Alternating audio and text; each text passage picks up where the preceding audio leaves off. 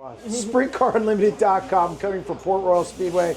Night one of the Tuscarora 50, and we're here with winner Brad Sweet. And I gotta, first thing, 35 races, it's done. People couldn't stop talking about it. It's got to feel good to get back to victory lane. It does, especially here at Port Royal. I mean, this is a place that, you know, I came in very open-minded this weekend just because things that we've done in the past just hadn't worked. So, you know, we haven't been as bad as, you know, when you don't win a lot, it seems like you're doing really bad. But we've had good race cars. I mean, we were really close at Skagit. Thought we had the best car at the very end of the race and just weren't there. You know, so we've had a little bit of confidence building internally in the team. But yeah, let's face it, we're used to winning. We won a lot of races at the beginning of the year and kind of got on a roll, and then just got off for whatever reason. Whether it's just the feel I was looking for we couldn't find and got in a slump, and that happens in racing. It happens in all sports, but you know, it's just nice to get through that West Coast swing.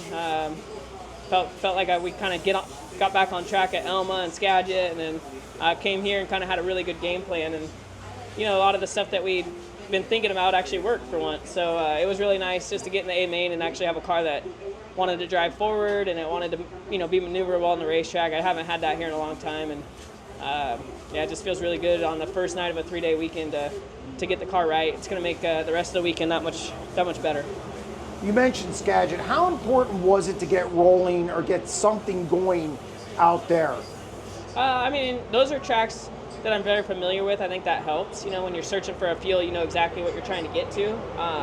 And we have good notes on things that have worked at those tracks in the past. Port, it's just a blank slate because we just haven't had a good setup here in so long that every direction we go hadn't been right. So we brought, you know, some different things in this weekend that we hadn't had on the car, and you know, we were nervous at the beginning of the night that it wouldn't time as good, and timed good, and honestly felt pretty good all night. Just kind of was fine-tuning, really trying to just get everything just right for the main event. And the dash, we made one wrong move, which was good that it was the dash, and I was able to kind of rectify it for the main event. And basically everything we were thinking we needed to do to chase the setup tonight, you know, came to fruition in the main event.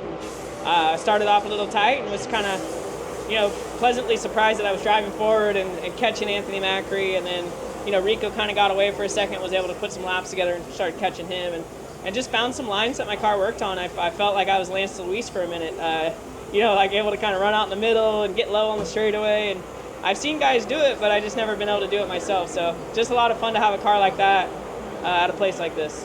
When you're going through a stretch like that, especially you, I mean, you've won so many races, so many big races, 5-time Outlaw champion, the 9 yards. Do you start to, God, what's going on? Can I win again? Do you start to, does the frustration for you get to that point? I honestly didn't. You know, I feel bad for my guys. I think they're putting a lot of effort in. I don't really feel like I have a lot to prove. You know, I feel like if the car's good, I usually go forward. And I think some of it is just me and Eric have been going so hard for so long, trying to win the Outlaw Championships and everything that we got going on this year. You know, I think it took us a little longer when we got in the slump, you know, to get back out of it. You know, but we have confidence in each other, and you know, they're frustrated, but we believe in each other, and I think ultimately we knew that we could get back to a winning form. It just took a little longer than we hoped for. And I have to ask, does juggling your outside duties also take away from that a little bit? Because you do, look, you're busier than you've ever been in your career, and you're racing maybe a little less, but you have so much going on outside, putting a schedule together for next year, worrying about, you know, getting through this first year. Yeah, I mean, it's a fair question for sure. I mean, from my standpoint, I'd like to believe that, you know, it's not, but I mean, results are results, and, you know, there is a lot that I'm undertaking with the series this year, and I'm very passionate about trying to get high limits off the ground and running in the right direction. We have great people, and it's going really well. You know, I worry about all the other race teams and the travel and the schedule. You know, I'd like to believe once I get in the car, I'm switched into race mode, but, you know, I think just, you know, maybe not 110% all day, every day of focus on the race car. When you get off, you're not going to get back on track as quick. So I think probably when I'm driving, I'm driving just fine and I'm good. When the car's good, I'm going to go up and contend for a win. I think it's just the downtime of when I'm focused on other things. Maybe I'm not working with Eric and Ty hard enough on trying to get the car, you know, fixed or figured out. I mean, we do talk about it, but we just haven't been able to figure it out. So, yeah, just working through it. I mean, working through everything we got going on in my life. I keep things in perspective though.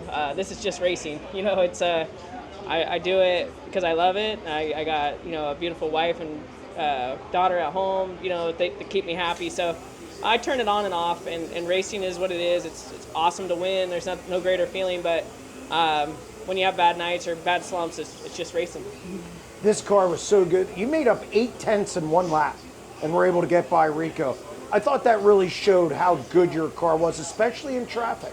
Yeah, I mean, it's definitely, you know, this track, there's no place to hide. If your car's off, you go back 8/10 a lap, and I've been in that position plenty of times. So it was really nice to be on the other end of it where, you know, I could kept squeezing speed out of the car and being able to maneuver in different lines with lap traffic and stuff. And, you know, the track's going to change all weekend, so just kind of excited to see if we can, you know, kind of carry this momentum into obviously the big night Saturday night, but just really excited to finally get a win here.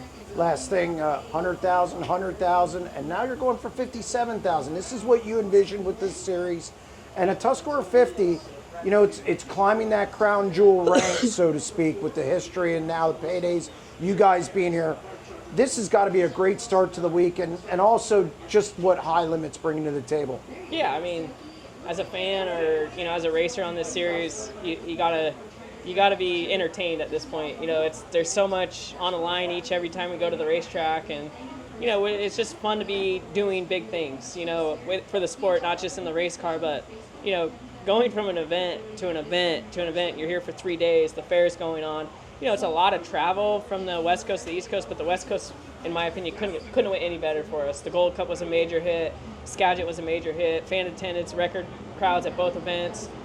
Just shows that we've got a lot of momentum on the High Limit side, and people are entertained with our group of drivers and kind of our run of show and things that we're trying to do to move the sport forward. And, you know, Tuscarora 50 is obviously a crown jewel for High Limit, and we're happy to be here. And we got more events coming up. You know, Lernerville next weekend. We're ending at Texas Motor Speedway. We have some good big midweek shows still to go. So, yeah, really pleased with how High Limits has done this first year, and excited to see how we can finish the season off. Congratulations on the win. Thank you.